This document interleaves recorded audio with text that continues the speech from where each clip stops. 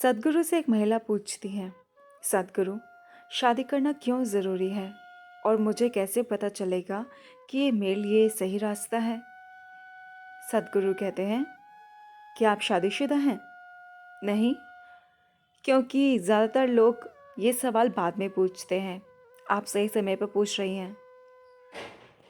देखिए, पहले ये समझते हैं कि लोग शादी क्यों करते हैं।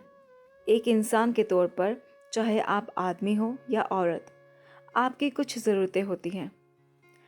जब आप 8 साल के थे, अगर मैं कहता हूँ, अनु आप शादी करना चाहती हैं, तो वो बकवास लगता है ना?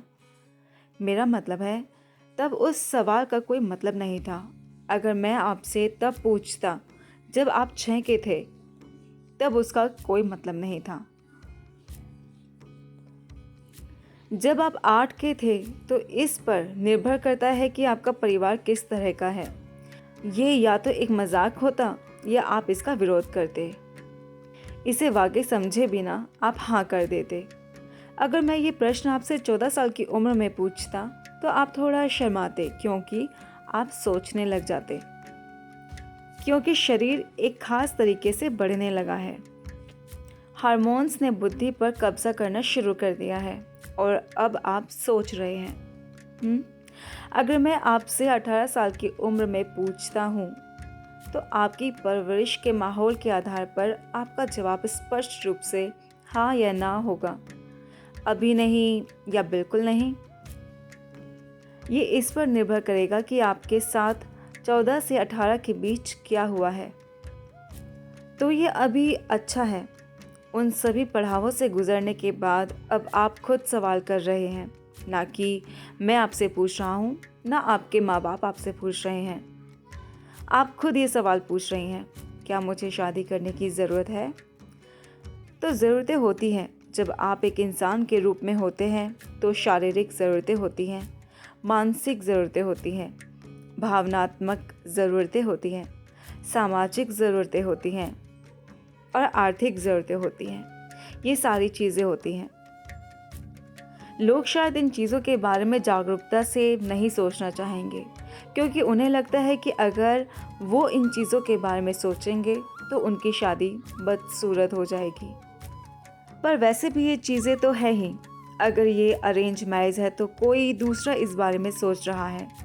अगर आप खुद इसे अरेंज कर रहे हैं, तो निश्चित ही आप खुद ही इस बारे में सोच रहे हैं।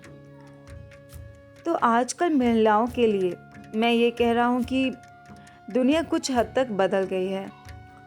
अब सामाजिक और आर्थिक कारणों के लिए ज़रूरी नहीं है कि उसे शादी करनी ही पड़े, जब तक कि आप बस शरीर के साथ ही नहीं आई हों। अगर आप सिर्फ एक शरीर हैं, आप में दिमाग नहीं है, तो अलग बात है।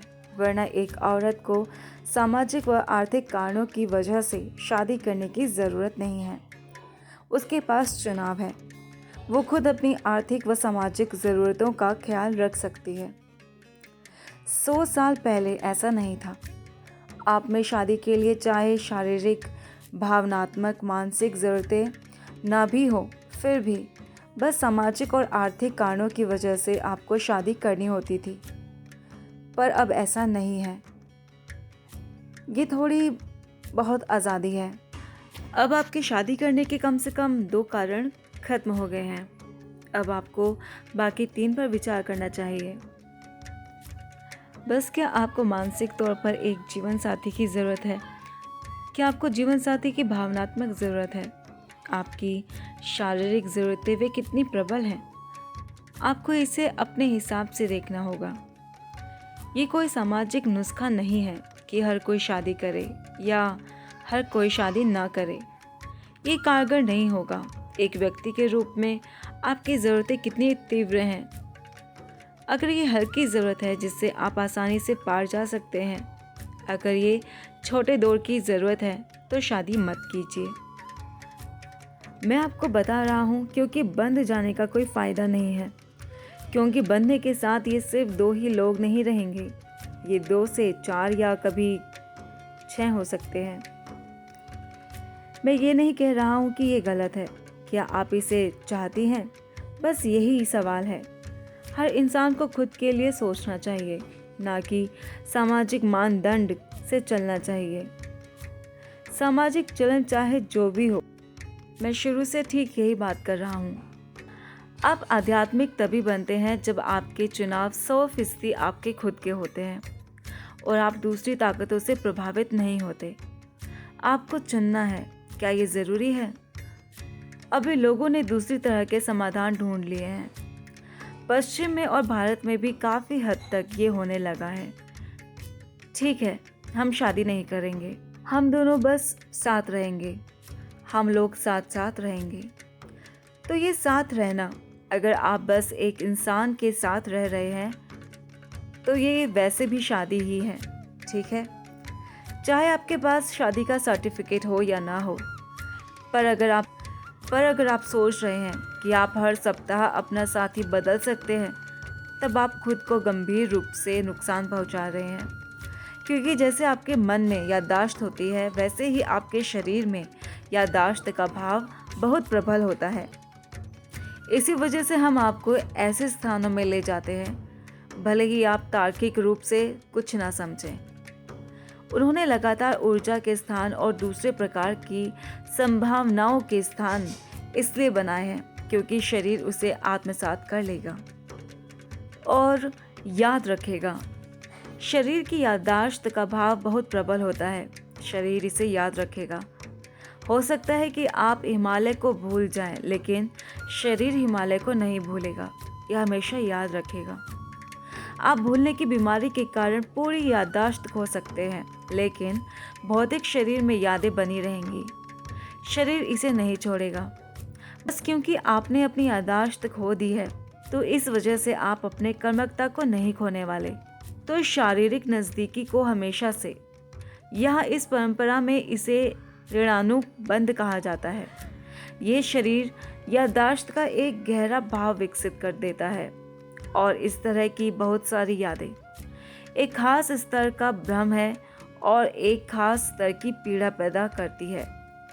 आप इसे स्पष्ट रूप से देख सकते हैं। आप इसे बहुत साफ देख सकते हैं। जो लोग अपने जीवन के साथ लापरवाह हैं, वो सही मायने में आनंद को कभी नहीं जान पाएंगे। वे बस वैसे ही रहते हैं। कृपया आप इसे अपने आसपास ध्यान से देखें। ये साफ दिखता है। जो लोग अपने शरीर को लेकर अनुशासित नहीं हैं, वे कभी पूरी तरह से हंस नहीं सकते, नहीं पूरी तरह से रो सकते हैं। वे ऐसे बन जाते हैं क्योंकि एक ही जीवन काल में भौतिक शरीर में भ्रमित होने वाली यादें कई ऐसे प्रभाव डालेंगी। तो इन ज़रूरतों को पूरा करने का कोई समाधान नहीं है। तो या तो आप शादी कीजिए या शादी मत कीजिए, इससे परे चले जाइए। लेकिन ये एक ऐसी चीज़ है जो आपको निजी तौर पर देखना होगा कि मेरी ज़रूरतें कितनी तीव्र हैं। अगर आप स्पष्टता से और समाज से प्रभावित हुए बिना इस पर गौर करना चाहते हैं, तो हमेशा सबसे अच्छा ये होगा कि आप 1 महीने की छुट्टी लें, आश्रम में रहें और बस ध्यान करें। जब आप निर्णय ले लें, तब आपको स्पष्टता की स्थिति में होना चाहिए, किसी से प्रभावित होकर नहीं, ना तो गुरु के द्वारा और न ही समाज के द्वारा। आप किसी से प्रभावित ना हो। आप खुद को स्पष्टता की एक खास अवस्था में लाइए। एक बार जब आप फैसला कर लें, तो उस दिशा में मत देखिए। अगर आप उस तरफ जाने का रास्ता लेते हैं, तो इस तरफ मत देखिए। बस वही कीजिए। आपको इनमें से एक चीज़ करनी चाहिए। अगर आप बीच में लटके रहेंगे, तो आप लगातार भ्रम की अवस्था में रहेंगे। ये या वो, सबसे अच्छा क्या है, सबसे अच्छी चीज़ क्या है? सबसे अच्छी चीज़ कुछ नहीं होती। जहाँ भी जो भी करना चुनते हैं, अगर आप उसे पूरे दिल से करते हैं, तो बहुत बढ़िया बात है। फिर भी ये सबसे अच्छी चीज़ नहीं है, क्योंकि दुनिया में कुछ भी सबसे अच्छी चीज़ नहीं है। जो आप कर रहे हैं, उसमें अगर आप खुद को वाकई झोंक देते हैं, तो यह अच्छी बात है। लेकिन ये सर्वश्रेष्ठ बात नहीं है। सर्वश्रेष्ठ में दूसरे लोग शामिल होते हैं, है ना?